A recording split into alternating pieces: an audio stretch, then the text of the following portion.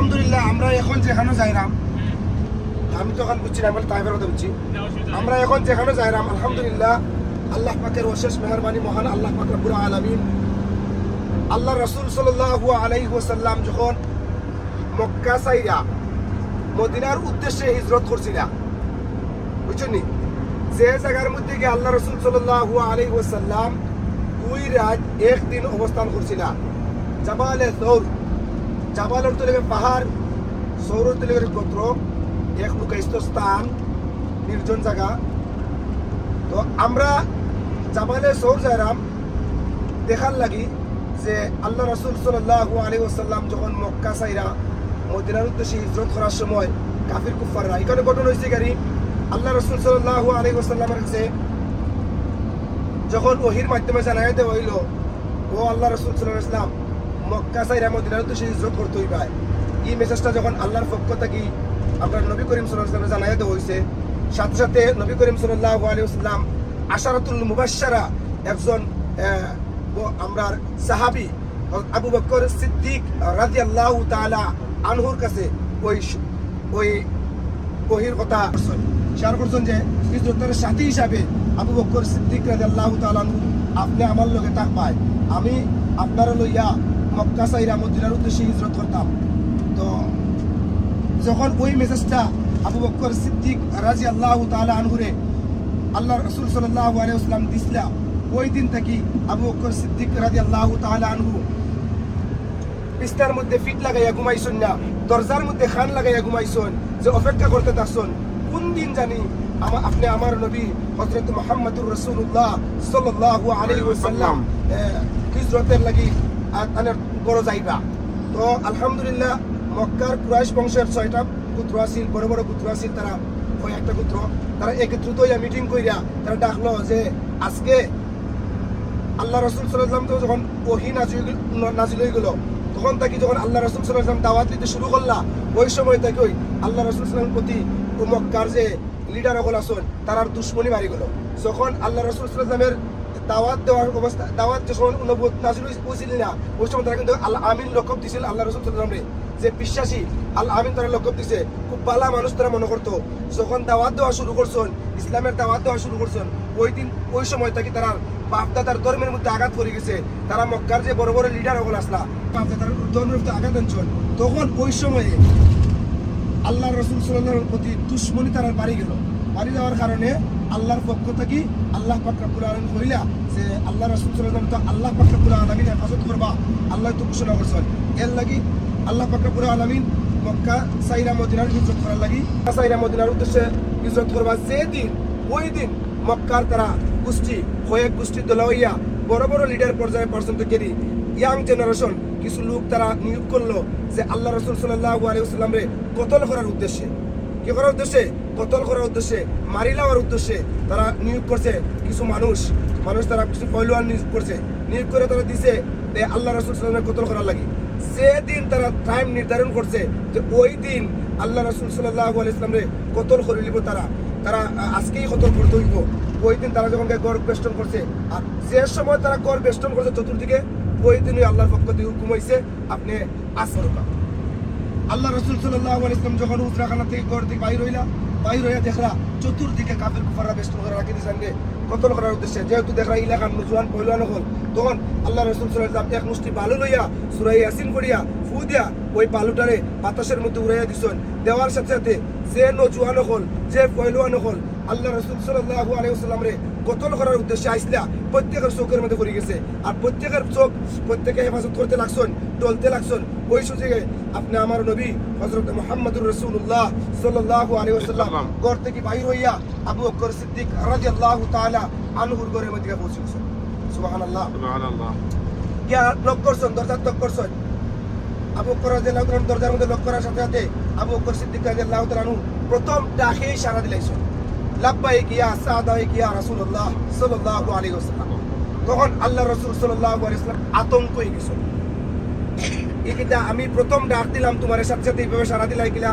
তখন তাই কইরা যেদিন থেকে আমারে আপনি মেসেজ দিছিলা, আজ থেকে 6 মাস আগে মেসেজ দিছিলা যে আপনার লগের হিজরতের সাথী আমি আবু বকর সিদ্দিক রাদিয়াল্লাহু তাআলা তাকমু ওই সময় থাকি আমি বিছনার মধ্যে ফিট লাগাইয়া ঘুমাইছি না, আপনার অপেক্ষা করলাম কোন দিন জানি আপনি আমার ঘরের দরজার মধ্যে ডাক দিবা আর আপনার কষ্ট হইতো না করি আমি ওই অপেক্ষা করলাম। আল্লাহ পাক রব্বুল আলামিন তারার প্রতি কিরাত প্রেম ভালোবাসা দিছিলা, আপনি আমার নবীরে তারা কিভাবে মহব্বত করছেন, আল্লাহও তারার প্রতি রাজি আর তারাও আল্লাহর প্রতি রাজি রাদিয়াল্লাহু তাআলা আনহু হয়েছে সাহাবী আজমাইন গণরে। তো আল্লাহ পাক রব্বুল আলামিন তো হুকুম দিছেন, তো আবু বকর সিদ্দিক রাদিয়াল্লাহু তাআলার সাথে লইয়া যে জায়গার মধ্যে লুকাইছিলা 2 রাত 1 দিন ওই জায়গা আমরা অবস্থান করলাম দেখার উদ্দেশ্যে। এখানে কোনো আমল নাই, জাস্ট খালি দেখতা ইমান তরুতা যাওয়ার লাগি, জাস্ট খালি দেখতা যে আপনি আমার নবী হযরত মুহাম্মদুর রাসূলুল্লাহ সাল্লাল্লাহু আলাইহি ওয়াসাল্লাম যে দু জাহানের বাদাম প্রচার করে তৈরি গেছেন।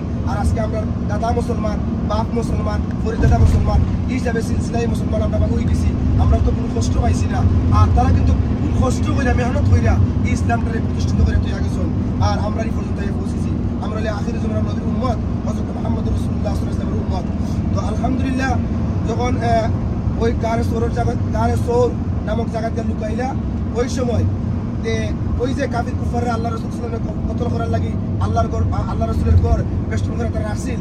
এরা যখন চৌকের মধ্যে তারা জুতি ফিরে আইলো, পাওয়ার ফিরে আইলো, তারা যখন চোখ ভালো হইলো তখন ছায়া দেখেন ঘরের মধ্যে আল্লাহ রাসূল সাল্লাল্লাহু আলাইহি ওয়াসাল্লাম নাই, তাই চলে গেছেন।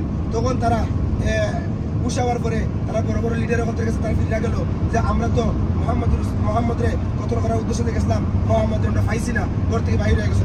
তখন সাথে সাথে কইল তোমরা ওই যুগের বড় বড় পাণ্ডিতের এমন জ্ঞান বুদ্ধি আল্লাহ পাক রব্বুল আলামিন দিছিলা, তারা পায়ের দাগ দেখে হইতে পারতো ওই রাস্তা ওই দিকে গেছে। ওই ধরনের এক পণ্ডিতরা তারা লইয়া সাথে লইয়া একদিন অবস্থান করছে, পরে এখান থেকে আবার মদিনার উদ্দেশ্যে রওনা হয়েছে। কিভাবে রাস্তা আসিল না, পাহাড় বাইয়া বাইয়া বাইয়া বাইয়া সারা রাত জেগে কেন লুকাইছিল।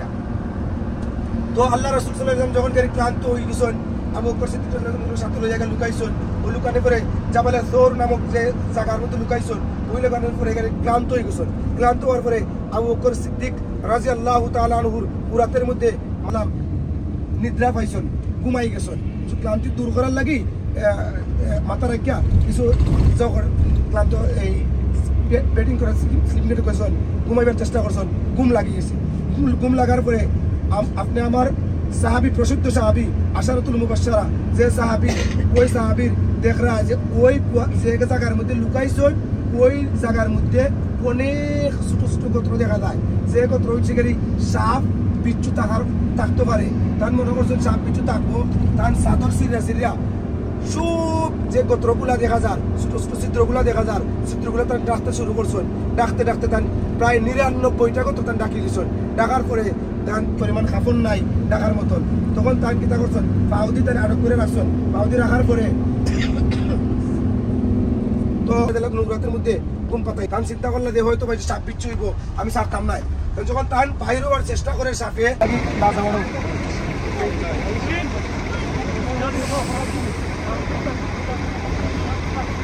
জাবালে সৌর কোন জায়গা দেখলাম, জাবালে সৌর।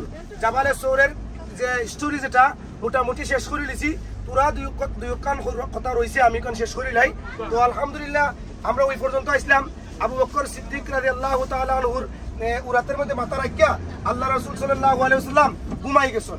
যখন আবু বকর সিদ্দিক রাদিয়াল্লাহু আল্লাহ রাসূল সাল্লাল্লাহু যখন ঘুমাইলা তখন দেখরা অনেক ছিদ্র দেখা যায় ওই জায়গার মধ্যে, সাপের ছিদ্র হল লাগে, বিচ্ছুর ছিদ্র হল লাগে। তখন তারা চাদর সিরিয়া সিরিয়া প্রায় 99টা গোত্র ডাকছেন, ছিদ্র হলে কাটার পরে একটা ছিদ্র রয়েছে তাহলে ফাউদি রাখছেন। রাখার পরে ওই ছিদ্র বাইদি সাপ বাহির হওয়ার লাগে চেষ্টা করছে, প্রতিটা ছিদ্র বাইদি দেখেন বাহির হইতে পারছে না। আর সাপটা বাহির হয়েছে কিনা আবু বকর সিদ্দিক রাদিয়াল্লাহু আনহু ফায়ের যে গোত্রটা ডাকতে আসছিল ওই গোত্র বাহির চেষ্টা করছে, বাহির হওয়ার চেষ্টা করছে। তখন প্রথমে লক করছে, লক করার পরে অনেক চেষ্টা করে আবু বকর সিদ্দিক রাদিয়াল্লাহু আনহু ফাও সরায় না, তখন অধৈর্য হইয়া সাপে তাদের সুবল মারছে। সুবল মারার পরে তান বিষাক্ত রঞ্জিত হইয়া তাদের চৌকের মধ্যে খান্না আইছে, পানি আইছে। আর ওই পানি আবু বকর সিদ্দিক রাদিয়াল্লাহু তাআলা আনহুর চৌকের পানি আল্লাহ রাসূল সাল্লাল্লাহু আলাইহি ওয়াসাল্লামের বদনও করছে, শরীরেও করছে। করার সাথে সাথে আল্লাহ রাসূল সাল্লাল্লাহু আলাইহি ওয়াসাল্লামের ঘুম ভাঙিয়ে গেছে। ঘুম ভাঙার পরে ছায়া দেখুন আবু বকর অবস্থা খুবই খারাপ, নাজুক অবস্থা। ওই সময় দেখতে পাই জিকাইলা কিতা অবস্থা, লারা দিতে তাদের ফাও আলি গেছে, সাপ বাইরে হয়েছে। আল্লাহ রাসূল সাল্লাল্লাহু আলাইহি ওয়াসাল্লাম সালাম করছে।